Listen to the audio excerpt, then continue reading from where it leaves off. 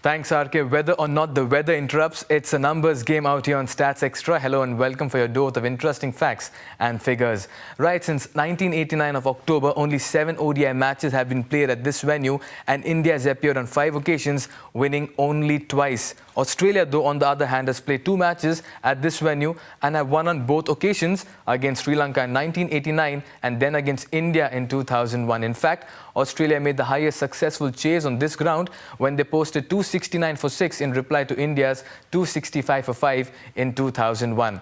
Right, Yuvraj Singh looked in good form at Vizag and just the ground for him to better his performance. That's because Yuvraj is the highest scorer at this venue. The left-hander scored 103 against England in 2006, which is still the best on this ground. Yuvraj will be eager to repeat this performance on Sunday.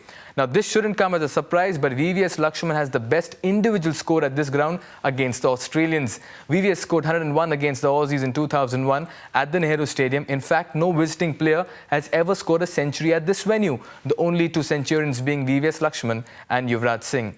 Right, all matches played at this venue have been day games. The highest score batting first on this ground is India's 294 for 6 against England in 2006.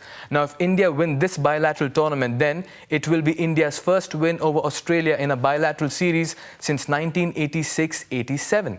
And finally, how can we forget Virat Kohli's 118 at Vizag? Now, this is an interesting piece of statistic. His top 7 scores in ODIs have all come batting second and all have resulted in wins for India. Now, isn't this a characteristic of a match-winning player? Well, Australia is still to register a win on this tour.